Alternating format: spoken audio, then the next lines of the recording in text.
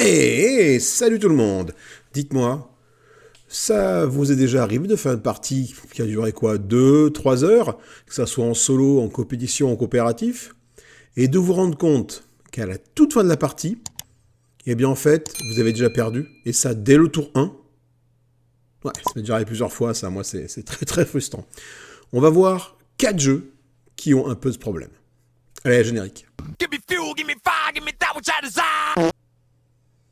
Bon, alors avant de commencer, bien évidemment, de parler de ces 4 jeux, je tenais encore une fois à vous remercier de suivre la chaîne. Je voulais vous remercier pour tous les commentaires. Je voulais vous remercier pour tous les likes, les pouces en l'air, etc., etc. Ça fait très plaisir. Les souscriptions, les abonnements. Merci beaucoup. Il est temps maintenant de parler du sujet de cette vidéo. Les jeux, grosso modo, tu ne sais pas, mais t'es déjà mort. Il y a plusieurs jeux comme ça auxquels j'ai joué et qui ont eu un peu cette problématique de la partie, ben voilà, dure 2, 3 heures.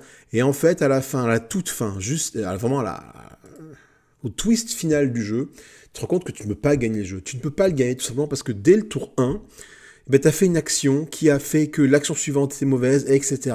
Et tout ça s'est enchaîné pour arriver à ta défaite inéluctable. Tu ne peux pas faire autrement que de perdre. C'est comme ça, point barre. On a 4 jeux comme ça que je vais vous présenter. Alors, ce n'est pas un top, ce n'est pas les 4 uniquement, 4 jeux qui sont comme ça. Il y en a plein, sûrement plein, mais en tout cas, c'est 4 jeux, 4 expériences que j'ai eues avec des jeux que vous pouvez retrouver sur la chaîne. Et je vous recommande d'aller les voir parce que ce sont sûrement les meilleures vidéos de la chaîne. On va commencer tout de suite avec Bloodborne.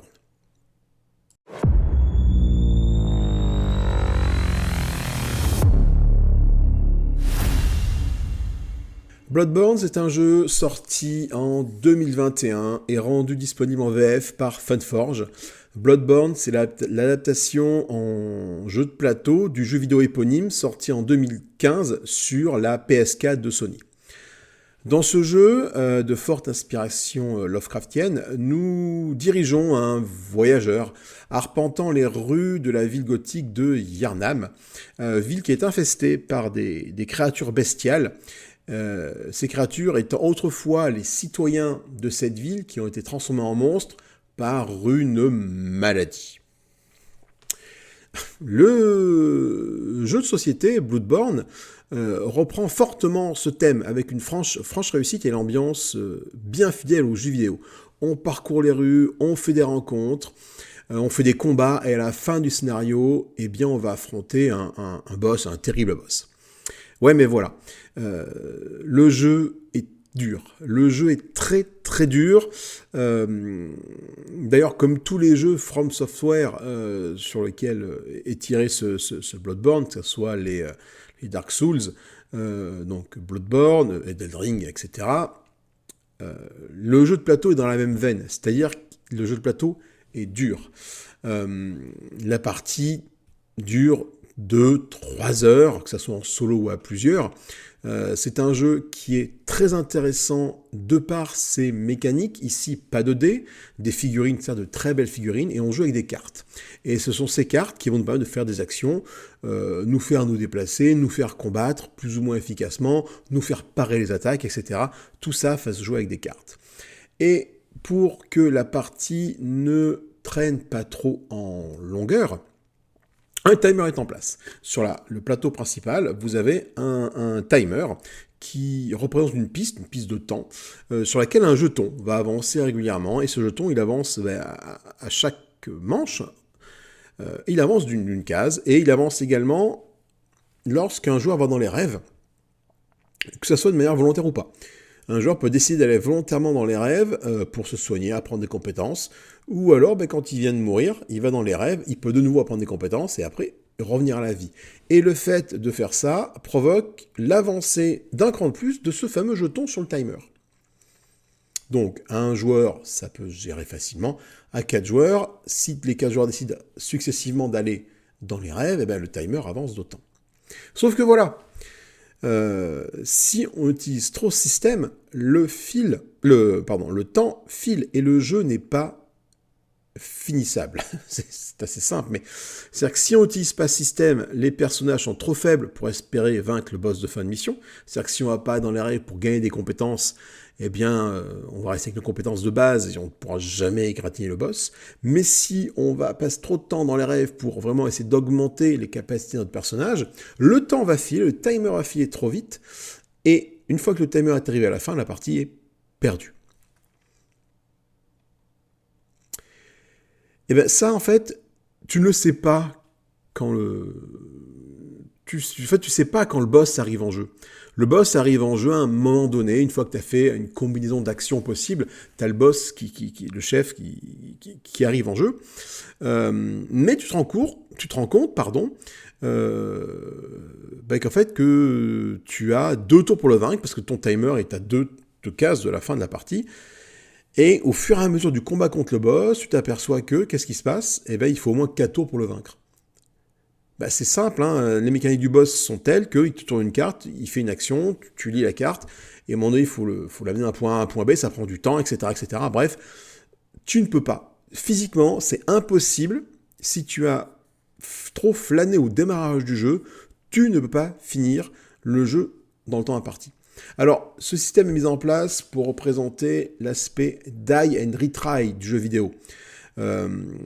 C'est-à-dire que tu meurs et tu recommences parce que tu es tombé sur un paquet de monstres trop compliqués à gérer, ou alors avec ton équipement, ou tu es combattu contre le boss et tu n'as pas su lire son pattern, et là tu es mort. Mais là où dans un jeu vidéo tu as des points de sauvegarde régulièrement, et où tu peux recommencer à partir de ce point de sauvegarde-là, et entre 2 points de sauvegarde, tu as 5 minutes de jeu, tu peux recommencer la partie. Dans un jeu de société, cela n'est pas possible. Parce que te rendre compte qu'après 3 heures de jeu, tu as été trop lent pour finir la mission, c'est clairement décourageant. T'as pas envie de te relancer dans l'aventure tout de suite. C'est pas possible. C'est trop compliqué. Et donc, il se passe quoi ? Tu vas mettre le jeu dans un coin de ta bibliothèque en te disant que tu y rejoueras un peu plus tard. Et au final, tu laisses dans ta bibliothèque et tu n'y joues plus. Pourtant, Bloodborne a de belles qualités. Mais rien que pour ça, rien que pour le fait de dire « Allez, je me lance à Bloodborne, mais ça va me durer 3 heures, et si jamais je vais pas assez vite, eh bien, je sais que si je n'arrive pas au boss et qu'il en reste pas minimum X tours, on va dire 4 pour l'exemple, avant la fin de la partie, ce n'est même pas la peine d'aller plus loin. Et donc, du coup, tu ne vas pas plus loin. C'est très, très, très décourageant. Ça reste un très bon jeu. Très fidèle aux jeux vidéo, mais très contraignant à ce niveau-là. Voilà ce que je peux vous dire un peu sur Bloodborne.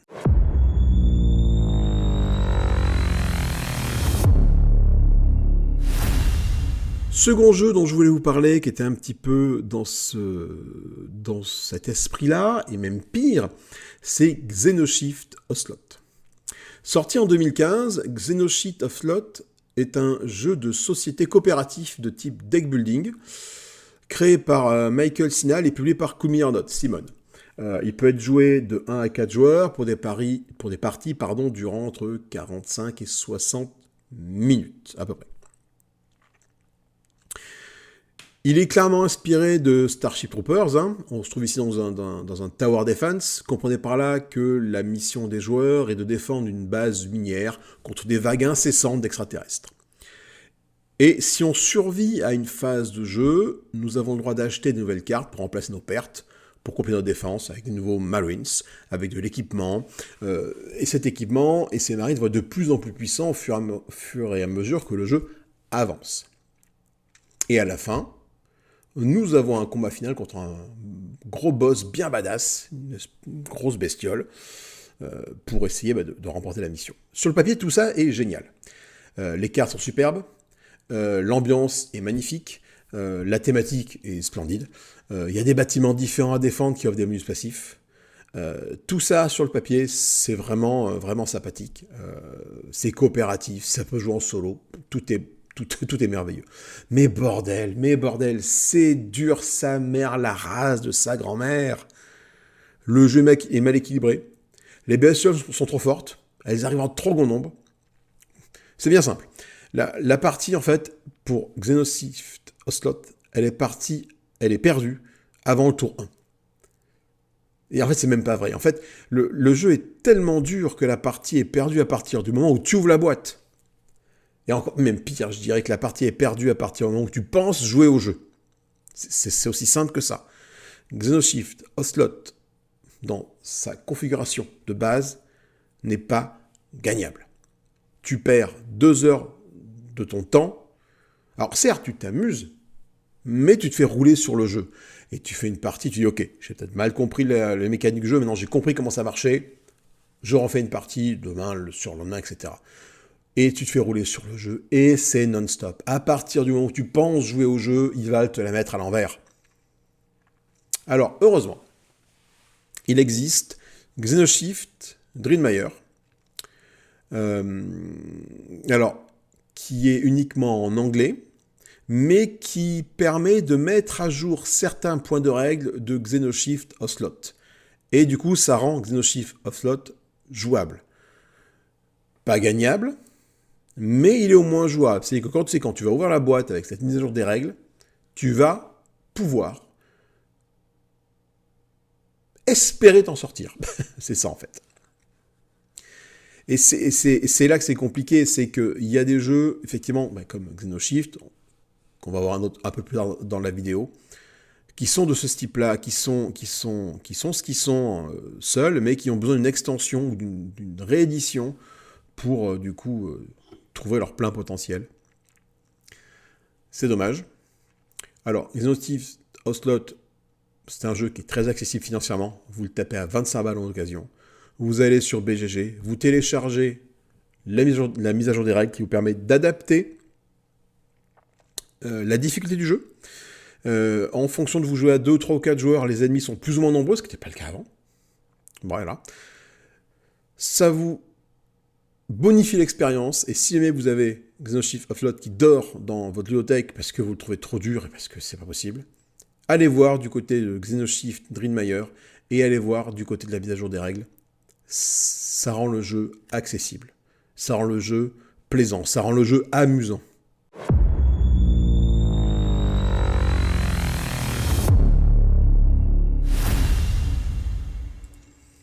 Shadowrun Crossfire. Alors, que dire de Shadowrun Crossfire ? Shadowrun Crossfire, c'est un jeu de société coopérative de deck building, encore, basé sur l'univers de science-fiction et de fantasy du jeu de rôle Shadowrun. C'est un jeu, Shadowrun Crossfire, qui est sorti en 2015 et qui a été créé par Mike Elliott, Rob Hensou, Greg Marquez et Randall Bills. Shadowrun Crossfire se déroule dans un futur dystopique où la magie et la technologie coexistent. Les joueurs incarnent des Shadowrunners, sont des mercenaires qui acceptent des missions dangereuses pour des clients variés. On retrouve des orques, on retrouve des elfes, on retrouve des pistolets laser, on retrouve des dragons, on retrouve des véhicules blindés, on retrouve énormément de choses, qui fait que j'apprécie énormément cet univers.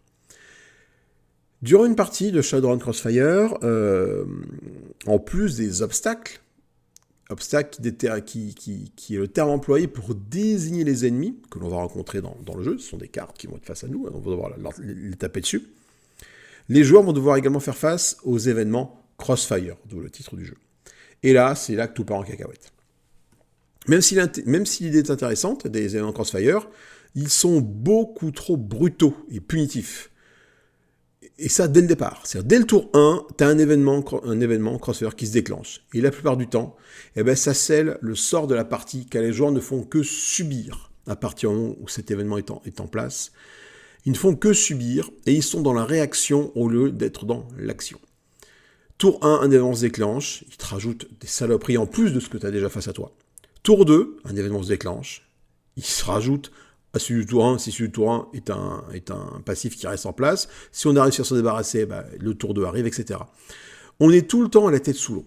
Tout le temps à la tête sous l'eau. On n'émerge pas, en fait. C'est simple. Et c'est là que c'est très compliqué, parce que, en fait, ça démotive très, très rapidement. Et comme pour Xenoshift Ocelot, qu'on a vu juste avant, Shadowrun Crossfire voit arriver l'extension High Caliber Ops en 2015, qui lui ajoute pas mal de contenu, c'est vraiment très intéressant. Mais c'est surtout en 2017 que la lumière arrive, avec la Prime Runner Edition. Qu'est-ce que c'est que cette version Prime Runner Edition? Déjà, c'est une version qui n'existe qu'en anglais, mais elle permet de rendre le jeu beaucoup plus fluide et beaucoup plus accessible. Ça veut dire quoi? Ça veut dire que les règles ont été ajustées par rapport à la difficulté excessive de Shadowrun Crossfire. À 4 joueurs, ça change pas trop, les événements Crossfire se déclenchent toujours de la même façon, mais c'est en solo à 2 ou à 3 joueurs que cette mécanique a changé. Les événements Crossfire entrent en jeu à retardement, c'est-à-dire que quand tu joues à 2 joueurs, les événements Crossfire vont entrer en jeu dans 2 tours, en gros. On n'est pas là pour parler des règles, mais c'est pour vous expliquer un peu le principe. À 3 joueurs, ils rentrent le tour suivant, donc vous avez un tour pour vous réparer, un tour pour vaincre les ennemis qui sont devant vous, en gros. Et après, l'événement Crossfire, il se déclenche. À 2 joueurs, on a 2 tours pour essayer de se débarrasser des bestioles devant nous, gagner des cartes, gagner des points de vie, des compétences, ce que vous voulez, pour se renforcer et après pour absorber les événements Crossfire, du coup, qui vont arriver par contre après à chaque tour. Ça laisse le temps aux joueurs de se préparer et ça rend le jeu beaucoup plus sympa. T'as envie d'y jouer avec cette Prime Edition. Alors, encore une fois, elle est disponible qu'en anglais. Ce n'est pas un anglais très compliqué. Vous trouverez encore une fois les règles sur BGG sans le moindre problème. Mais jouer à Shadowrun Crossfire sec comme ça, c'est avoir confiance en son anus.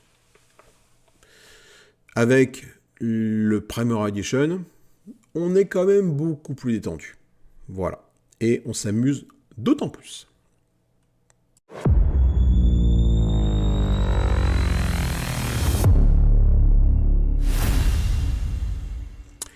Et enfin, dernier jeu dont je voulais vous parler, qui pour moi est dans cette optique-là de si jamais tu prends un mauvais départ, tu perds la partie, c'est Mage Knight. Alors, je vois déjà arriver les pro Mage Knight.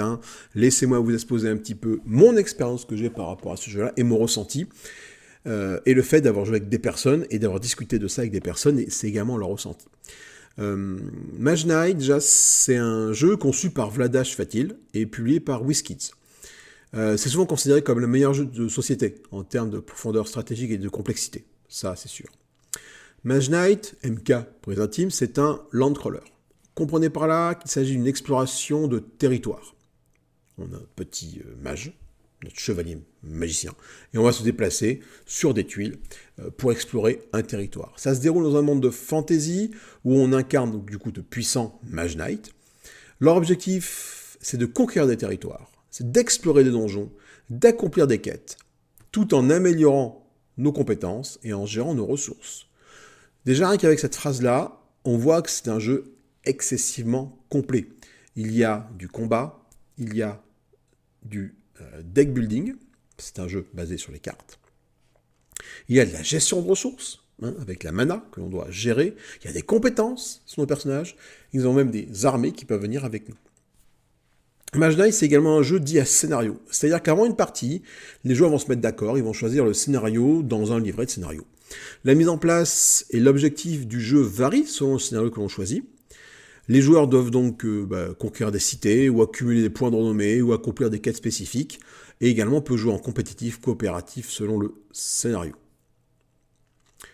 Mage Knight associe de multiples mécaniques de jeu, donc le deck building dont je vous ai parlé tout à l'heure, le combat, la gestion de ressources. Donc encore une fois, c'est un jeu ultra complet, mais également très complexe à prendre en main parce qu'il y a beaucoup de choses à faire et à voir et à se rappeler. Le point le plus délicat sont les combats qui peuvent vite devenir chaotiques à gérer dans certains cas, notamment quand vous avez des dégâts élémentaires et des résistances élémentaires de la part des ennemis. Les dégâts sont divisés par 2, multipliés par 2 en fonction de comment vous attaquez. Il y a des attaques de siège, attaques à distance, bref. C'est compliqué, c'est un jeu, les combats peuvent être compliqués. Mais comme c'est un jeu qui est très riche, on a envie de faire plein de choses. On a envie d'aller explorer la grotte, on a envie de libérer un village, on a envie d'aller prendre le château pour après gagner les récompenses, augmenter nos compétences de personnage, mais aussi augmenter notre armée. Et cependant, la partie est limitée en tours. C'est-à-dire que on a 4 tours, 5 tours, 6 tours, ça dépend du scénario, pour aller faire l'objectif final. Par exemple, attaquer la citadelle, attaquer une citadelle. Et quand on arrive pour attaquer la citadelle, quand on est au dernier tour, on se dit « Ouh là là, mince, j'ai papillonné Je suis parti à droite, à gauche pour explorer tel endroit, gagner une récompense, explorer un donjon, vaincre libérer un village, brûler un monastère. Bon, maintenant, il faut que j'aille attaquer la citadelle, parce que sinon la partie est perdue quoi que je fasse. Et bon, on se rend compte avec effroi, j'ai envie de dire, qu'on ne peut même pas effleurer les murailles du château. Parce que, en fait, on n'est pas équipé pour. Mage Knight ne me permet pas, à mon sens, de flâner dans le jeu et ne tolère pas la perte de temps. Toutes les actions doivent être pensées au mini-poil de fesses. Et aucune tolérance à l'échec n'est possible. Une action se solde par un échec, t'as perdu ton tour dans la préparation de cette action. Ton tour complet a été consacré à cette action-là et tu n'as pas réussi à la faire parce que c'est mal passé, il y a eu un événement aléatoire. Bref, il y a un truc qui s'est mal passé. Et ton action est un échec. Tu as perdu ton tour complet. Cette action, tu as besoin de la faire pour aller plus loin. Tu as besoin de gagner, de libérer ce château ou de libérer ce village pour aller plus loin. Tu veux recommencer le tour suivant, sauf que le tour suivant, tu ne peux pas le faire parce que toutes les ressources qui étaient à disposition, en termes de cartes, en termes de mana, ou ce que tu veux, en termes de sorts, eh ben, elles ne sont plus à ta disposition, elles sont dans ta défausse. Donc qu'est-ce que tu fais? Tu veux retenter le coup? Ben non, tu peux pas parce que tu n'as plus ce qu'il faut pour y aller. Donc tu vas faire une autre action, tu vas aller voir ailleurs, du coup c'est moins fort, c'est moins dans ton intérêt. Et c'est là que le jeu nous fait roter du sang, en fait. C'est là où un jeu comme Eutia est plus souple et permissif. Mage Knight n'offre pas de seconde chance en cas d'échec. Et si par malheur les échecs s'enchaînent, il est impossible de compléter le scénario. Dommage, hein, parce que tu viens de passer 3 heures. Ah oui, j'avais déjà oublié de vous dire que le jeu était sa mère long, en fait. Hein. Et encore, quand je dis 3 heures, je suis très gentil. Et tu te rends compte, à la fin de ta session de jeu, que ce soit en solo à plusieurs, 3 heures c'est sûrement un temps moyen solo, mais si tu joues à 2, 3, en compétitif ou en coopératif, tu peux monter à 6, 7, 8 heures de jeu. Tu te rends compte qu'il est impossible d'aller conquérir là où les citadelles, car tout simplement, tu n'as pas avancé assez vite dans le jeu. C'est bête, mais voilà, tour 1, tu devais faire ça, tu n'as pas réussi à le faire, tu l'as fait tour 2, bah, tu te prends un tour de décalage, et en fait, tu n'es pas assez costaud pour aller affronter la citadelle. Tu recommences une partie? Ah non, pas tout de suite, non, pas tout de suite, hein, parce qu'après 3-4 heures de jeu, tu recommences pas une partie. Hein, tu laisses reposer, tu laisses cicatriser, t'attends que ça redevienne un peu moins rosé au niveau des fesses, et tu repars. Par contre, oui, tu repars, parce que Mage Knight, c'est quand même un très très bon jeu, hein, tu y reviens régulièrement, c'est pas un souci, ça, hein, t'as envie. Mage Knight, même si il est dur, même si il est très, très strict, t'as envie d'y retourner parce que tu veux accomplir ta mission. Il y a différentes façons d'aller accomplir sa mission en fonction du personnage que tu joues, de la disposition, mais t'as envie d'y retourner. Eh bien, écoutez, c'est tout pour aujourd'hui. J'espère que cette vidéo vous a plu. N'hésitez pas à commenter la vidéo, le pouce en l'air, le pouce en bas. Vous êtes d'accord, vous n'êtes pas d'accord avec ce qui a été dit dans cette vidéo, vous le mettez dans les commentaires, qu'on puisse échanger ensemble, discuter de tout ça. Hein. Moi, ça fait toujours plaisir d'échanger avec vous, de toute façon. Et je réponds toujours aux commentaires, donc n'hésitez pas. D'autres vidéos de ce style, de ce type, vont arriver sur la chaîne. Alors, ça me prend quand même pas mal de temps, parce qu'il y a de la recherche derrière, de l'expérience personnelle. Je parle de jeux auxquels j'ai joué, du montage. Du montage, hein, ça se fait pas comme ça. Mais voilà, donc je vais essayer de faire de temps en temps des vidéos comme ça, 4 jeux, 3 petits points, voilà. En attendant, je vous souhaite une bonne fin de ce que vous voulez à partir du moment où vous regardez la vidéo. Amusez-vous bien. Salut et bye bye.